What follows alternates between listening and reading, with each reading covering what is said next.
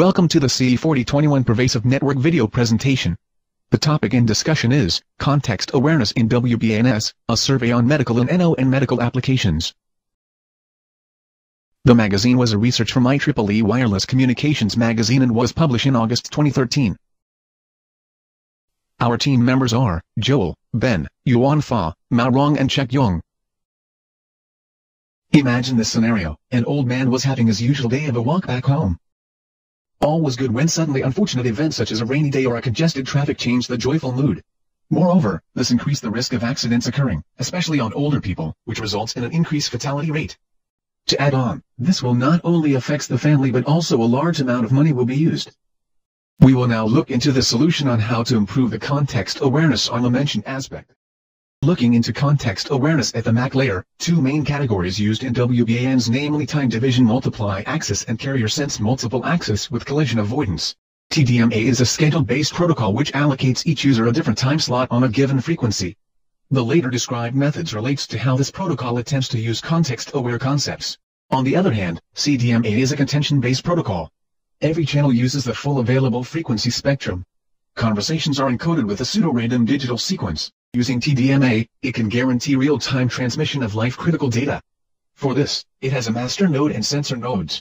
The master node refers to a central controller, typically better processing portable devices such as an iPad, and sensor nodes are those connected to the body. Two protocol states are considered, normal and emergency.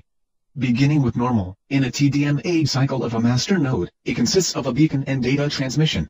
The beacon is used for information broadcasting based on medical requirements. The time cycle structure changes if an emergency state is detected by the master node. More relevant monitoring context sensor nodes obtain higher duty cycle and increase their sample rate for emergency monitoring task.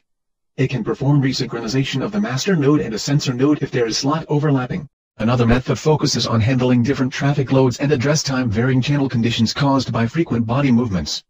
This involves the CAMAC protocol, a hybrid of contention and TDMA-based approaches.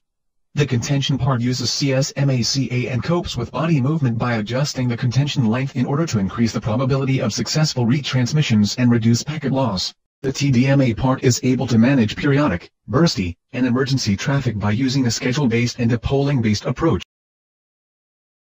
Context-aware WBAN's medical application focus on biological signals such that medical personnel can monitor a patient. First possible use case is remote patient monitoring. Medical personnel monitor patient vital signs and will be provided with advice on the patient's health condition. Sensors are used to report various activity of the patient. This activity can send either continuously or event-based to reduce power consumption. Patient rehabilitation also can be another use case for context-aware WBANs.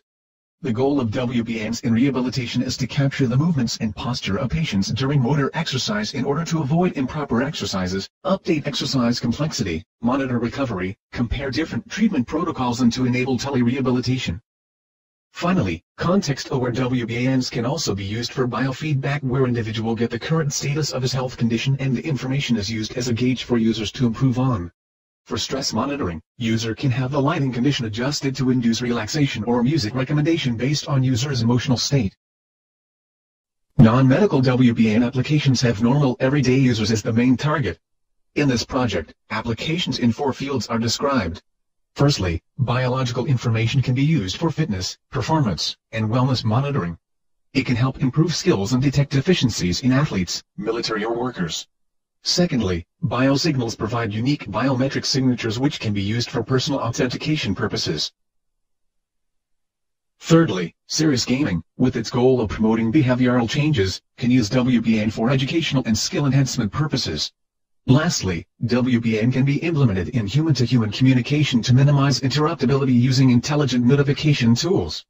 Exchange of contextual information can help to improve productivity. Here's the conclusion. Wireless body area network is being studied on the MAC layer and also on the application layer. The application layer are as follows. The first focuses on medical where some applications are, remote patient monitoring to provide medical personnel with advice on patient's health condition. Rehabilitation to capture movements and postures during motor exercises. Biofeedback is for health status and stress monitoring. The second is non-medical and the applications are, fitness performance and wellness monitoring. Biometrics for personal authentication purposes. serious gaming for educational and skill enhancement purposes. Lastly, notification management is to minimize interruptibility in communications.